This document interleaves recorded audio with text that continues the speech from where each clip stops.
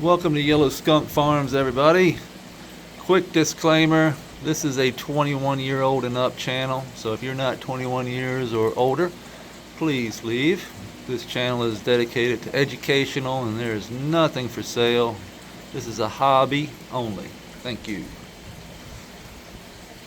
can see our monstera is propped up.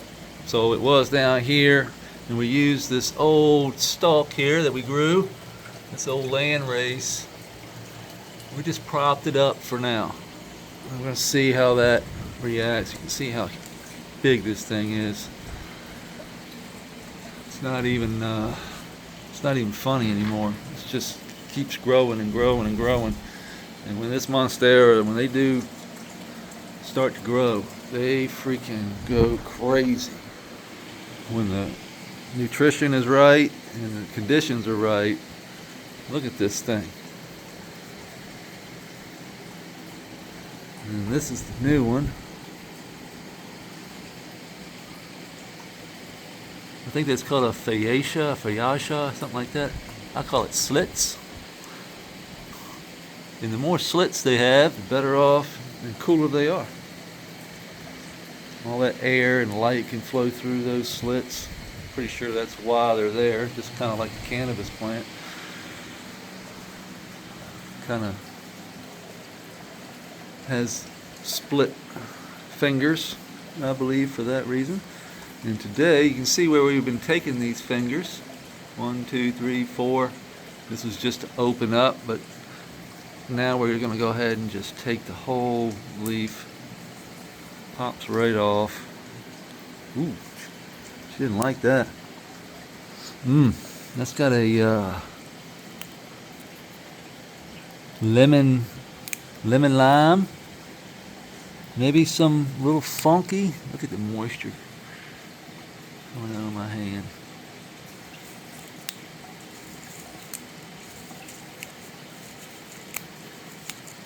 Lemon lime, and yeah, it's just all over the place. Let me take this one down here. This one is the runt. Should have taken this one out, but you know, we just said to hell with it. Leave it in here. I've just been bending it over. If you've been following along, I've just been doing this to it pretty much every day. Trying to keep it out of the way of this one.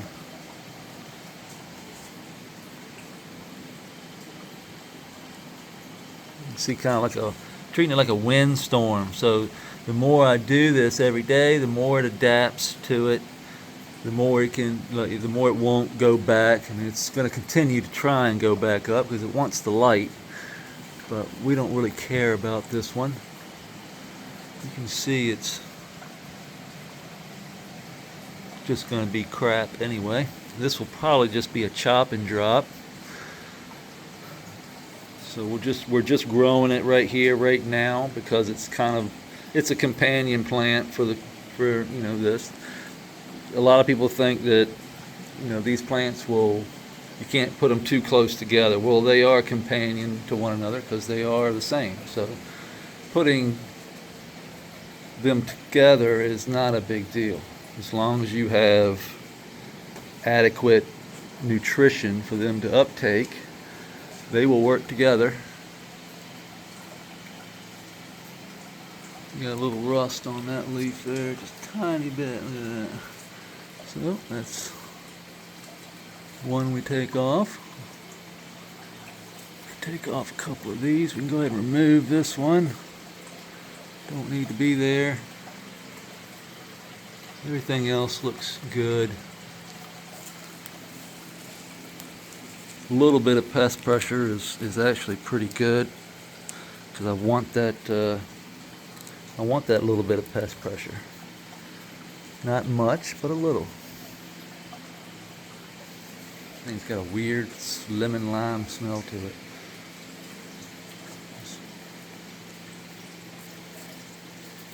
Let's see what this one does.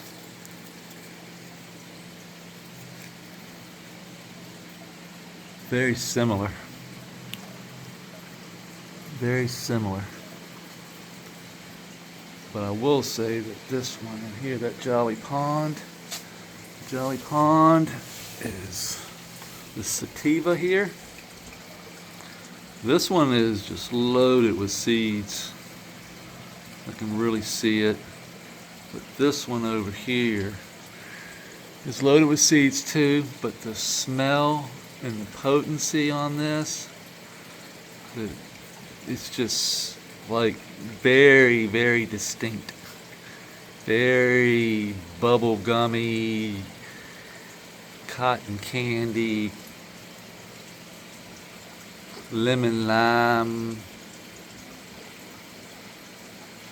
just delicious smelling. And then this one is really starting to come around with the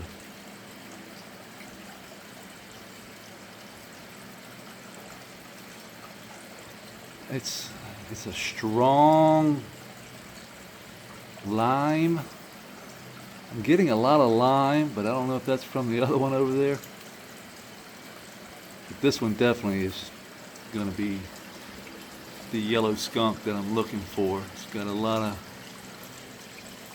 trichome coverage. It's got that funky lemon lime. Got some good seeds I see coming.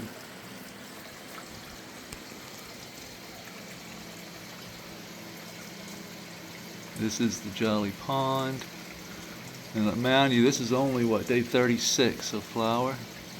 So we still I'm thinking halfway. Look at the seeds down there. Those are going to be some good looking seeds. Let's take a look at this one. You can see some color coming. Pistils are white, so they're not getting any burn. Temperature is perfect in here. The light is perfect in here. We've got the Grand Masters are just putting it on them. 0 deep red. I'm only running 200 and some watt, 202 watts. Look, let me show you this. This is crazy. My electric bill is like love and life. Look at this. Look at that down there. 203 watts of power. 40% on one channel, 20% on another channel, 20% in 0. I'm running half of that at 203 watts. That's giving me a PPFD up there of around 950 to 1,000. Down here I'm around 700. Over here I'm around 800. Over there I'm around 800, depending on where you are in the canopy. But unbelievable. Like, I don't have to run all the channels at the same time. You can still see I've got some red in there. I just don't have the deep red running right now. And the plants are just loving it. I mean, everything just looks super healthy and green. We've got the DLI dialed in for the 12-hour period, the 12-12 period.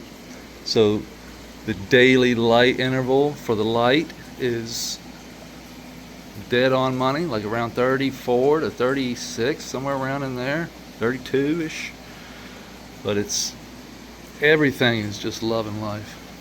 The Monstera isn't even under light. It's just getting residual. Like, this is getting, and it's, look at it. I can't even explain to you how big it is. The camera doesn't do it justice. Pretty soon it's going to be, the camera angle won't even be able to get. Look at this one. Shit's crazy. Look at the cut. Covering the whole pond. Insane. Pond looks super good. I mean, crystal clear water. The labs that we make and put in. Look, there's Plinko. Look how clear that water is. You can see detail in everything. It's like the water almost isn't even there. But it's there. It's deep too. That's 2 feet deep. It's 2 foot of water there. I know, it's crazy, ain't it? But well, I say 2 feet. It's probably 18 inches. Yeah, it comes up. If I stick my hand down there, it come up a little bit past my elbow. So my wrist to my elbow is 13 inches. That's my foot size. And then my hand, you can add another, 13, 14, 15, 16, 17. It's around 17, 18 inches deep. And it looks like it's like not even close to that. But it is. Just the water is so clear.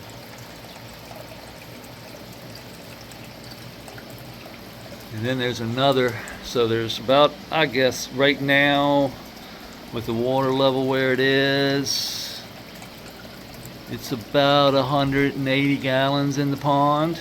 And then there's probably another 60 to 80 gallons in the creek. So, a little over 200 gallons of water total. That fluxes, because this bed wicks a tremendous amount of water. We cut the grass yesterday, but the grass is just looking, you can see it's really healthy. I'm thinking we're going to add some more sand, silt, and clay to the system, so I can actually see where this, it comes up and over and then down, and it's kind of sinking. So just underneath this organic layer here, it's starting to kind of sink down. There's still plenty of life. It's just a rock.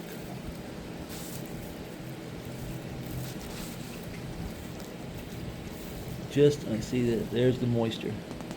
That's all I had to do to see the moisture. Just on top of that, it's just a little dry. But just underneath there, moist. Like, I don't have to go far. Look at that.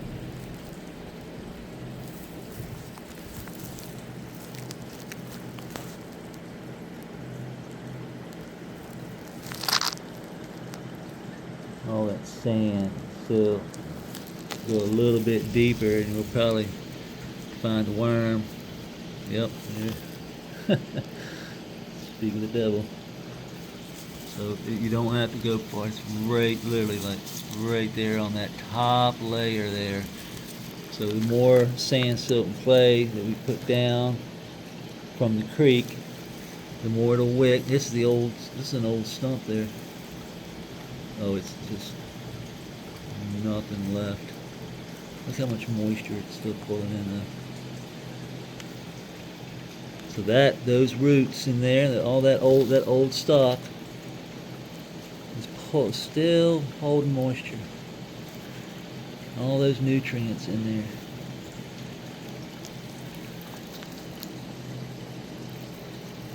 Aerate it a little bit. It'll help break it down.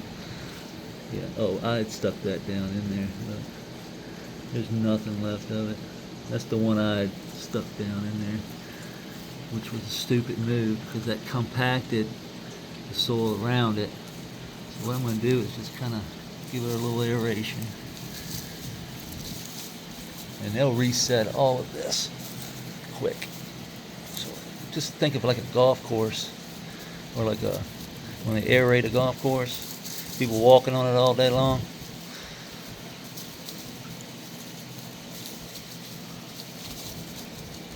Hern coming through, birds coming through, scratching, chicken scratching coming through. This also gives me a good idea of where that moisture is, how much organic matter I have on here. We really don't need, we can spread it out evenly.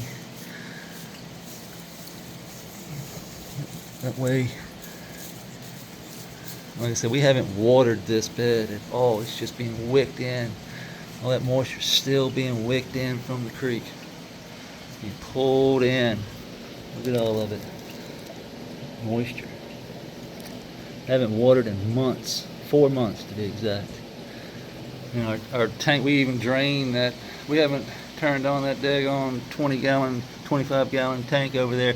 Remember, I used to use a wand, to have a wand over there, and I used to do a morning dew.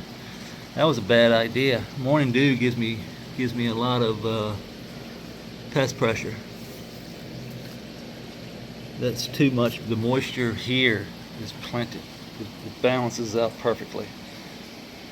If we want to give it a rain, or like if I want to feed some FAA, so to speak, if I want to take some FAA, fish amino acid, put like 5 mils in a gallon of water and just water it in on the edge, I wouldn't come up into here. I would come this way, because this is where a lot of that needs to be. It'll hit these root system from the bush. And I broke a branch here. That's okay. I was leaning over there and broke it. We don't need any more organic matter in there right now. So this goes outside. Whoops. So yeah, this is the wand we used to use. We just don't use it anymore. Hook it up to a battery here, 25 gallons of water, and I would just walk around and don't need it. Bad idea. No go. Too much. So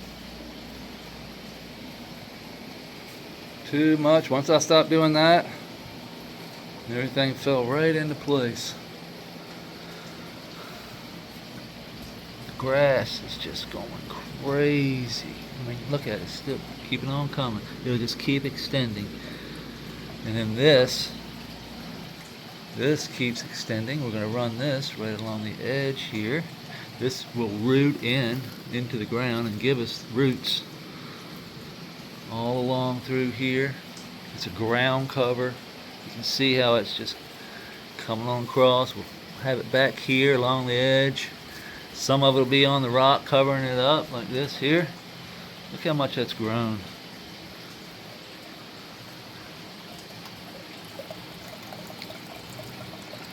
Like it's coming all the way down into there.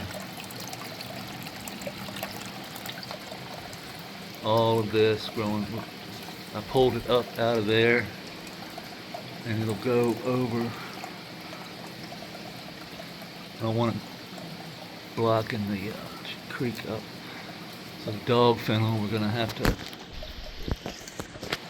trim back a little bit, but if you were with us from the beginning, you'll notice that the leaves don't get eaten anymore.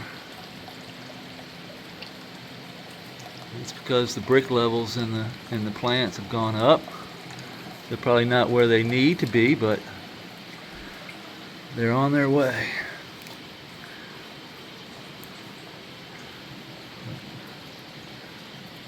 So our potato, you know, it's really wasn't meant to be there. But it came up, it's still sprouting. Don't expect it to do anything, really. Here's the old stump. I can really feel there's nothing there anymore. It's being the roots have been completely. I could pull it up if I wanted to. The only thing left is the stump here.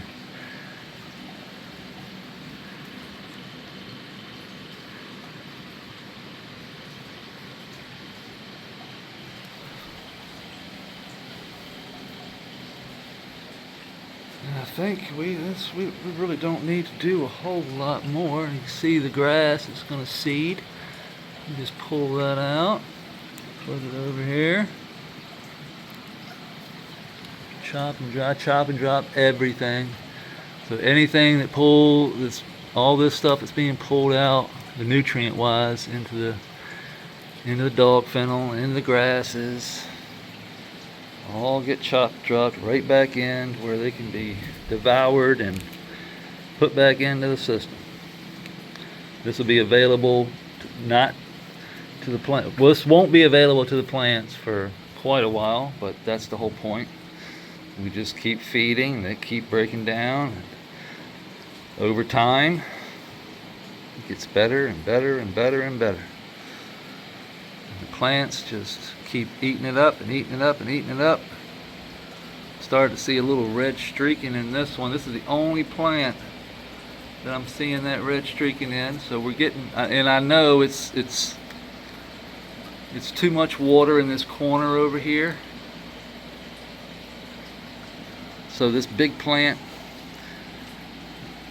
this corner plant right here, the biggest one, in this corner here is the wettest, it's the saturatedest, because this dog fennel and the grass and everything, all of this is connected to the creek, so it's wicking a tremendous amount of water into this soil pocket right here.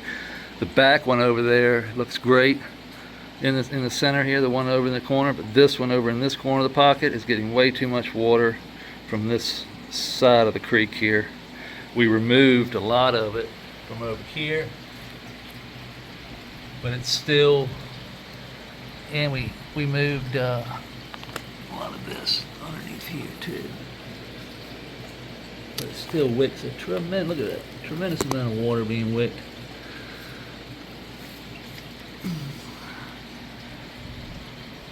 Up into that bed there, which is into that hole, and it's just causing us a little bit of issue. Not severe, I mean I'm seeing it, you know, of course in this plant, but just a little bit, you know, in certain veins. So there's like I think there's 4 or 5 different lines running through. You can see them disconnected. Here's one line, and there's another one. So if you were to like I twisted this, and they'll break open and then reseal, but you can see that they'll come apart. Each one of those is separate from one another. That's why you can have one side not flowing properly and the other side flowing properly. So you have this over here, red, something's imbalanced, not flowing right. Over here, things are still flowing pretty good. Not flowing, flowing. So that's how I, in my head, know that something's wrong. I know that's not the scientific, you know, whatever it is going on in there, it's some type of chemical imbalance, but the flow is off, to be in layman's terms. And the flow is off because the water level is too high, and that throws off everything. So it's not an imbalance of nutrient. The nutrient's there. It just is having trouble flowing it through its system because the water is too high, too much, throwing the chemical balance off, and that throws everything off. Once that gets dialed back in, we're just going to let it run its course. I'm not going to mess with it right now. We're just going to let this whole plant, just let it run its course. And then when we cut the plant, we'll go in and we'll dig around in there and fix that. All we got to do is reduce the amount of sand, silt, clay, organic matter that's on the edge of the creek, which is wicking all that water in. So we remove the bridge that the water is using, and that water will stop flowing, just like we removed it from right there. All that was flowing over into that bed pocket there, and we removed all of that to keep that water, or some of that water, from flowing up and wicking up in there too bad.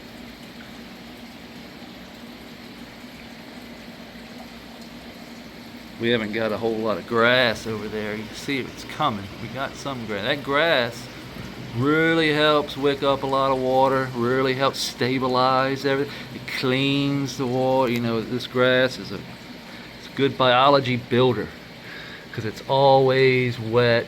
It's putting roots into the system, so it's building a network. And if we can get that grass all the way across, like it's coming across right now, you can see it, it's coming.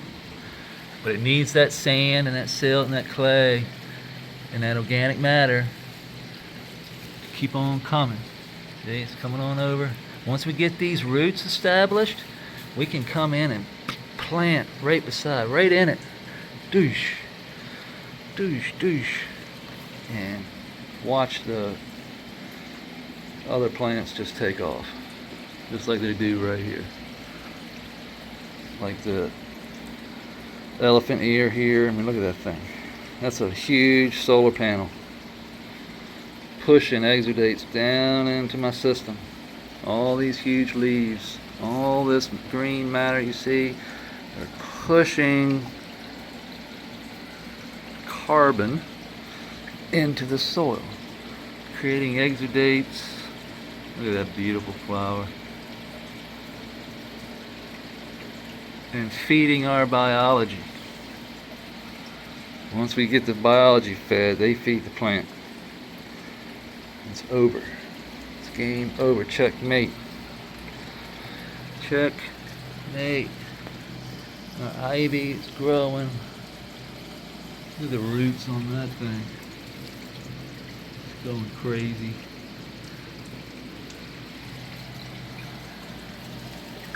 This is the pad we put in here the other day, being cleaned.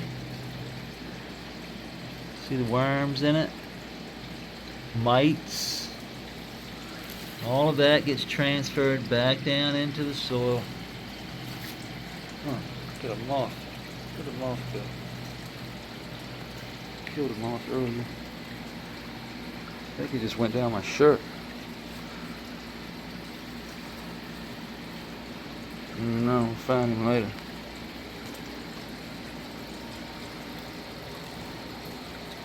Then we've got a creek running down through here. You can see it's low. You can see it's staged, so that water is picking up all that oxygen, all that air. You can hear it. That natural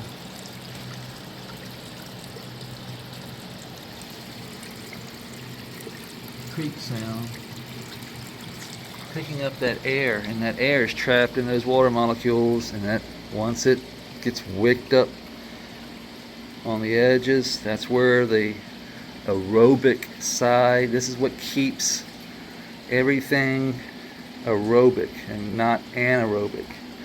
So aerobic is what we need. How do we get aerobic in water? We add air. How do we get air in nature? Flow.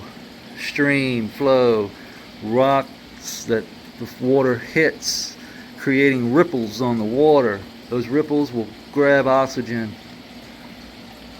in the pond, bubbler, coming off the waterfall, boosh, boosh, going in, boosh, boosh. All this is creating oxygen to go through the creek, keeping everything aerobic. So this is extremely important. In fact, if you don't have the air, you don't have anything. So the system takes certain things, air, water, and power.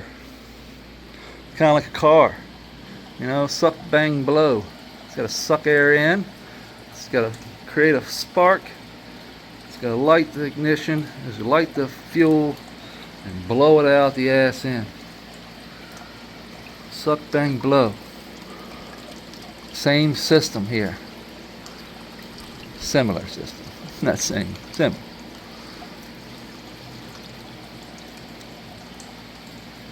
Gotta have that light, gotta have the air, gotta have the water.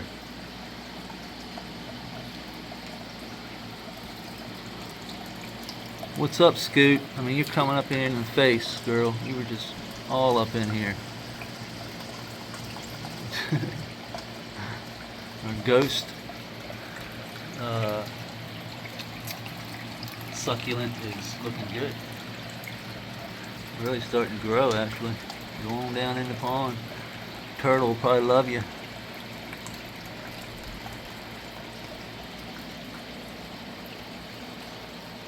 Then we had a great show last night on Let's Be Buds. You can see it on my site here on the live. Just go to the live videos, and that was with Sarah, Full Lotus. She has an organic regenerative farm up in New York. Super cool. I highly recommend following her on Instagram.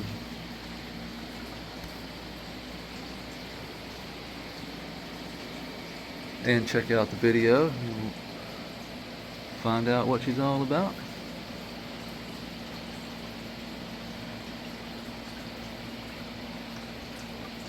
Yeah, we still got a ways to go, but this one's going to be pretty. All these flowers are going to be gorgeous. See the purple tips coming on this one. Alright guys, well, I appreciate everybody hanging out. I think today's Thursday, so we got poker night tonight. You can actually come join us and play if you want. Just download the PokerStars app. You can find on Let's Be Buds Instagram page. I don't really know how to share that link, so you're just gonna have to do a little investigating, but it's there. Just go to his Instagram page and there's a link at the bottom of his thing where you can log on and get the link, and it's super easy to download and come play with us. And yeah, I appreciate everybody hanging out, and we'll see you tomorrow. Peace.